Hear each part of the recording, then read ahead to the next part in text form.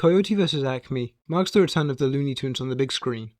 This time, the Toons have been put into a legal drama, placing Wile E. Coyote at the forefront of this underdog story against the gargantuan Acme Corporation. I think the easiest place to start with here is the character drama which underlies everything that goes on in the film. Yes, it does get loony, as it must, but this film prioritizes the David and Goliath story at its heart.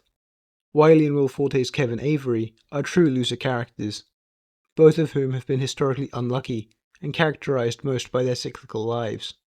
Wile with his unsuccessful pursuits of the Roadrunner, and Avery with his unfulfilling life where he handles settlements from the big megacorporation that is Acme without being able to do much in the grander scheme of things.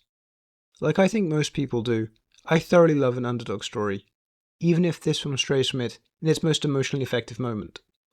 The unfulfilled nature of the deuteragonists is something I find easy to relate to, anchoring this film around something human amongst its more out there cartoonish moments. The sheer scale of the conflict between those two characters, and the systemic oppression facing them, I think successfully endears the audience to their plight.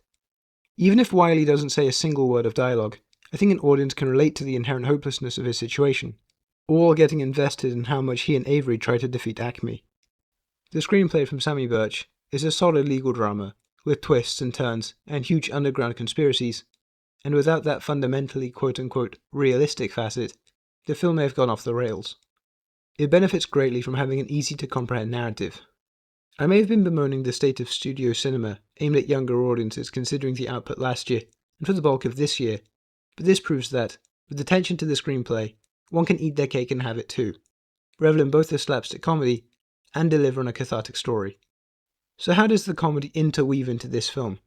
This is, after all, a Looney Tunes film within three-dimensional space. I cannot compare this to the original shorts, or any other interpretation of the Toons, as someone who has never watched any of them, having been born sometime in this millennium, when they had notably lost their place in the zeitgeist. What I can say is that the root of why this film is so funny comes from two sources. The first of these reasons is the human cast of characters. Instead of filling out the cast with big goofy personalities, the humans are mostly deadpan, taking the diegetic world of the narrative completely seriously. This is with the exception of PJ Byrne, but the fact that he's the only actor operating at the overtly comedic scale he is, and the supporting role he plays, make his antics fit in all the more nicely. Nay, I'm talking about Will Forte, Lana Condor, John Cena, Luis Guzman, and Martha Kelly. They engage with the two-dimensional characters and their shenanigans with a straight man energy, treating none of it like a joke. Cena chews the scenery as a cartoonishly evil, on paper, lawyer, but his deadpan engagement with characters like Wile somehow grounds the highs of Buddy Crane into being just an ordinary lawyer within the bizarre world where Foghorn Leghorn is the CEO of a major corporation. Condor is fully invested in Wile's case, not losing hope and acting as the polar opposite to Forte's world-weary but well-meaning goofball lawyer. These three central human characters fit the world they're in by not engaging in the slapstick or poking fun at the concept, but by evoking characters who are fully bought into the concept of the film. There's no audience eye-winking and joking at how ridiculous the plot is. The conspiracy at the core is treated deathly seriously as something with potential to really backfire for Forte and Condor, and as a threat in the hands of Cena. These are actors who are playing off of their cartoon cast members. Thankfully, as a result, it's much easier for the audience to build an emotional investment, as there is still the sanctity of the emotional through line. The underdog story needs to be maintained, and it is, without it taking any self-deprecating jokes at the expense of the diegetic world. It's the only way this kind of comedy can fully work. The other source is then obviously the Toons themselves. By being able to take each of these characters seriously on their own terms, the explosions, catapults, falling pianos, wrecking balls, and so forth all complement the legal drama. These things come up, never being overly goofy but an inherent part of the court cases going on. Their presence in the story is very welcome, settling the heightened stakes for all parties the longer the film goes on. I think the cinematography could be a point of contention for some, momentarily. By that I mean that it has a sort of sterile grey, overlit look. It saps the life away from particular sequences.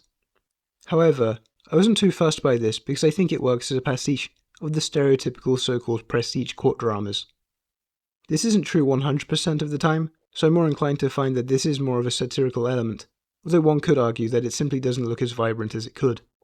After the legal drama and slapstick bits, what Coyote vs. Acme ends up being is a surprisingly heartfelt film. I was suddenly blindsided with how much I got wrapped up in the emotional conclusion to Wiley's arc. The solidly entertaining bulk of the film doesn't prepare for how sentimental the ending is. And none of this has been to apply the metatextual quality of the film's own near cancellation, which conjures a whole level of appreciation for its underdog story. Coyote vs. Acme. 4 stars. And now it's time for spoilers. This isn't a substitute for watching the film, so I suggest watching it first, before continuing. In the final courtroom scene, the thematic focus of the film shifts from defeating the big corporation to one much more intimate, the pursuit of genuine friendship. And I'll come clean, this film got tears running from my eyes. The tone of the rest of the film didn't prepare me for anything as emotional as this scene, which is really saying something, because the single best moment features hardly any dialogue, and is mostly evoked through the Roadrunner's simple beeps. It wasn't telegraphed heavily at all beforehand, it just showed up and did its thing. Wiley's relationship with Avery and, more importantly, his friendship with the Roadrunner that he'd been overlooking, become the subject of the film. By shifting the focus away from the unwinnable case, where in the distance the focal duo is able to reach, taking Acme to Congress is victory enough as both of their morals question and stick by the right thing. The film gets a more sentimental emotional core. This could have come off as a little tripe, but the emphasis placed on these two characters anyway makes these beats land all the more accurately. Besides, the story doesn't ignore the consistently lingering presence of Acme, having the Toons come to Avery and company in the film's final moments as part of the new equilibrium. The contextualization of the slapstick comedy in Project Sisyphus is also well embedded into the film, I thought. Kevin Avery and Wiley are already trapped in their own never-ending cycles, which is pretty obviously Sisyphean in nature, but the malfunctioning of Acme products on the practically immortal Toons as a method of experimentation makes the underlying conspiracy all the more interesting. This is a story which could only really be told with the Toons. This isn't a story where they've been jammed into the narrative as a recognizable name. The plot is specifically derived from the characteristics of these characters, taking the capacity for pain and resilience, and making that the bedrock atop which the conspiracy is built around. It makes Acme all the more a serious threat, as well as being so crucially thematically tied to the never-ending rhythms of pain that the Looney Tunes are famous for perpetuating. There's also the limited presence of one Bugs Bunny. As I'd assumed he was the main Looney Tune, I thought it was an interesting choice to build him up as an obvious informant, using his distinct voice and catchphrase, that even I was aware of before watching this film. It builds on his legendary pop culture status, all while never stealing the spotlight from Wile E. Coyote. Well, that's all. Keep on watching movies, and form your own opinions. See you in the next one.